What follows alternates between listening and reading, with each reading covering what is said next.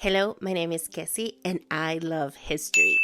So, for this journal with me, I'm going to be putting together this special pages in my Commonplace Notebook. It will be a journal with me setting up my study guide for Alexander the Great. So, let's begin. Before we begin, what is a commonplace notebook? A commonplace notebook is a collection of knowledge, of quotes, of different things that you can put together in one place. So I have done about 8 subjects that I'm going to be adding into this notebook, and history is one of the subjects that always, for the most part, occupies my mind. So that's why I wanted to start my commonplace notebook documenting my study guide on Alexander the Great. How do I begin to gather the information to put together a study guide? And most important, why am I doing a study guide on Alexander the Great? Well, the answer is that about 2 weeks ago, I was watching a documentary on Netflix about Alexander the Great.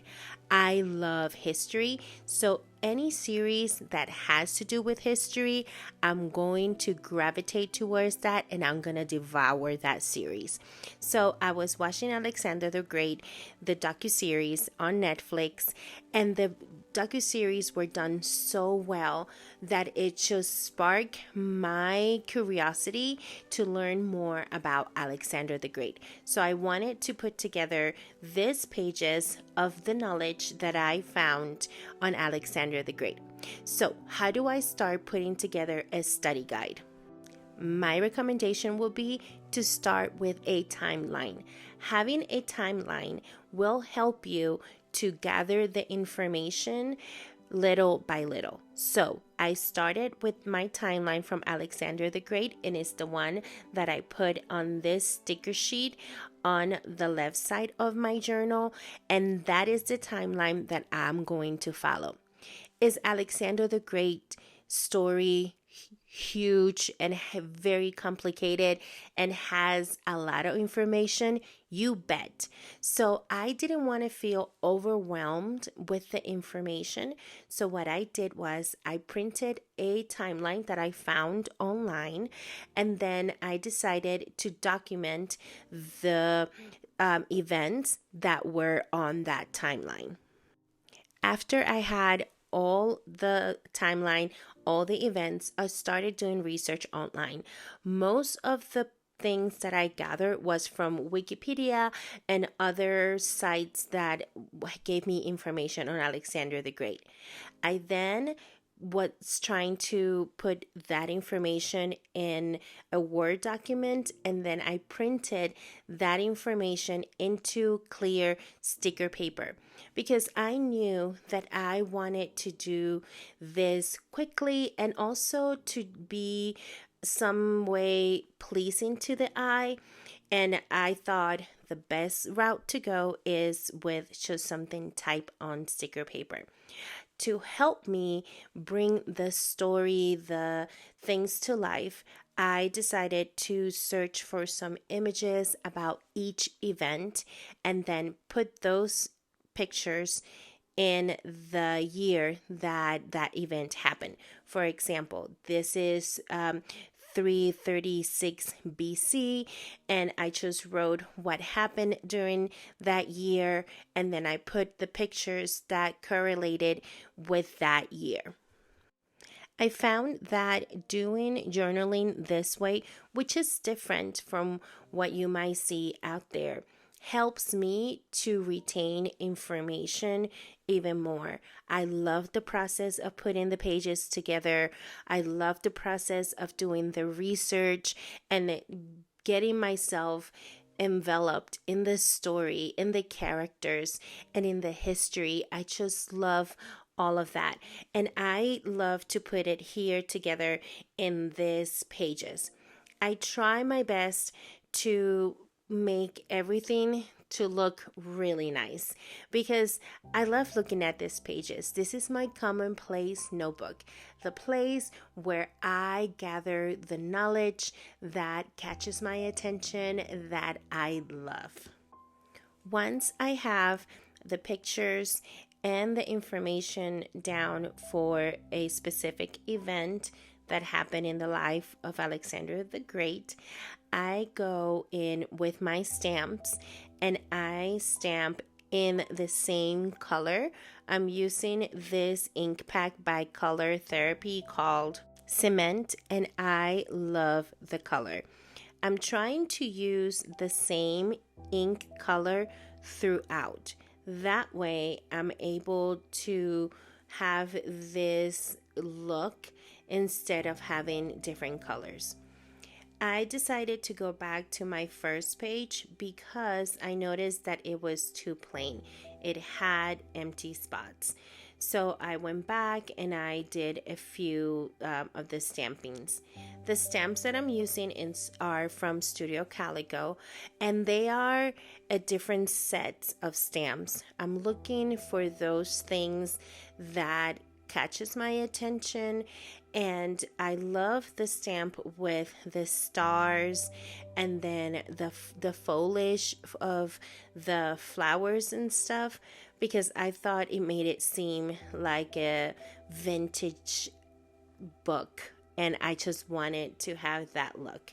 Okay, another thing that I added to my pages, which I thought brought it to another level, was putting the years, stamping the years. And I'm using a Lawn Fawn stamp set. I don't think they have this stamp set available anymore, but if I find anyone that is similar, I'll make sure to leave it linked down below.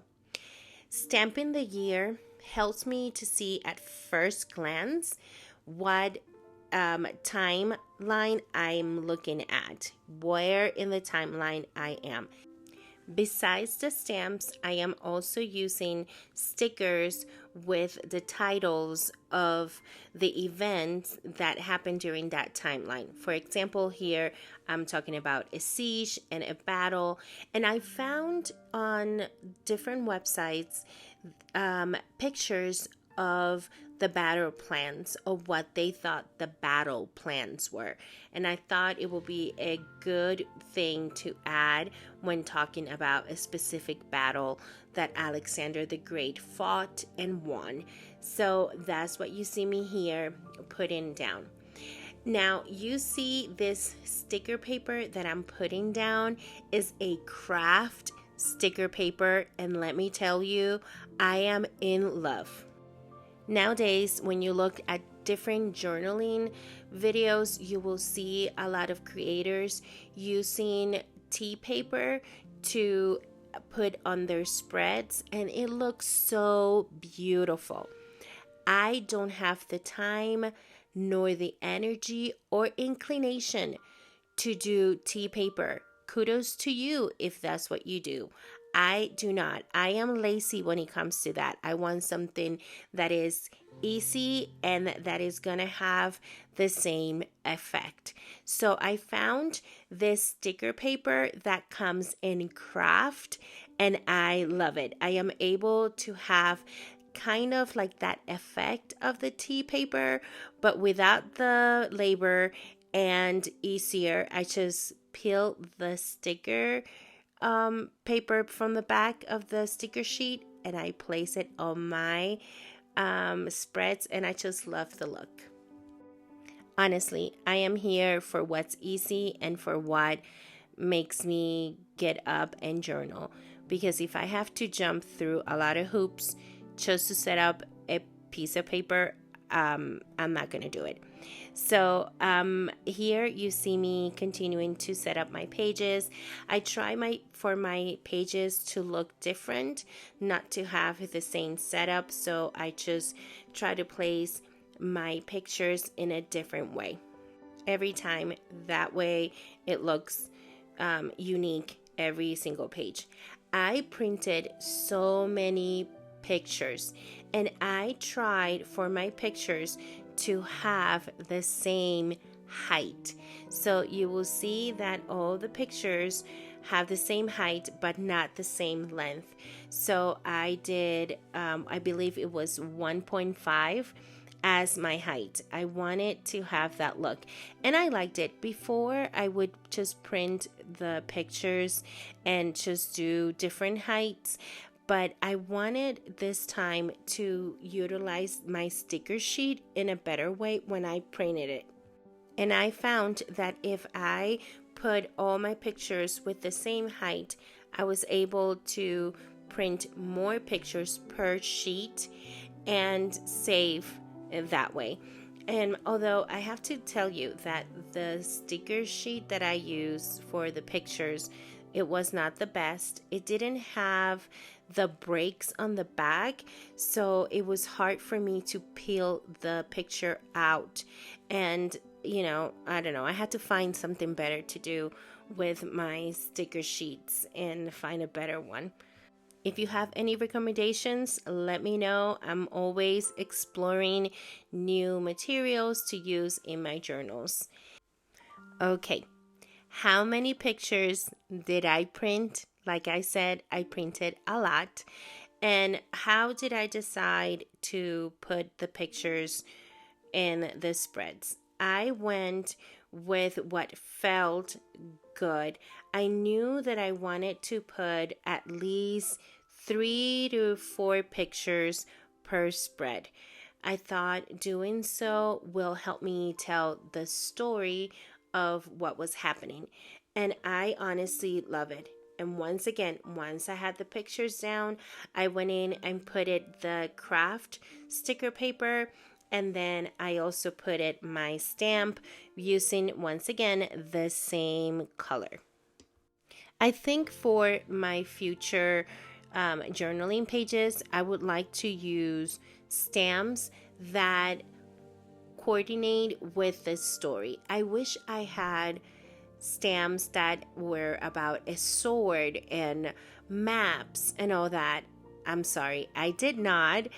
But that helps me to prepare better for next time, so then I can look at my stamp sets and then organize myself a little better when it comes to that, because I really do want to use my stamps.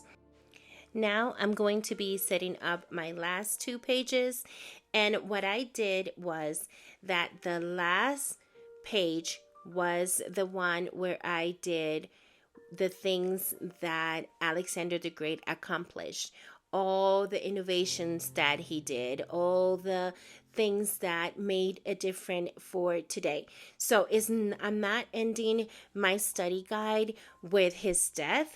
I'm going to do that on the page on the left side, and then on the right hand side is just going to be a list of the things that he was able to leave behind, basically his legacy. If you haven't studied or done anything on Alexander the Great, I highly recommend that you watch the documentary on Netflix on Alexander the Great and be fascinated by this story, the history of this man and what he was able to accomplish. I'm telling you, he went against the Persian Empire, who was the force, it was just Goliath, David versus Goliath type of thing. And it was so fascinating to see how this person with strategy, with this fire that was in him, was able to basically swallow up all this empire. And I was just fascinated. I know I might be missing a lot of the things, and I'm no scholar on history or anything like that. I just love to document things that catches my attention, and that's what I do on this channel. Kind of journal and do all the things that I love and document about it. And I am so glad that you guys were able to stay with me till the end and see the process in my Commonplace Notebook. I am going to be planning to do other videos that include things that I add to this journal as well as my other journals. So if you like this video, make sure that you give it a thumbs up. Follow me as I journal all the things that I love. Remember, it is never too late to create something new, so start today. I hope you found some inspiration, and I'll see you on the next one. Bye.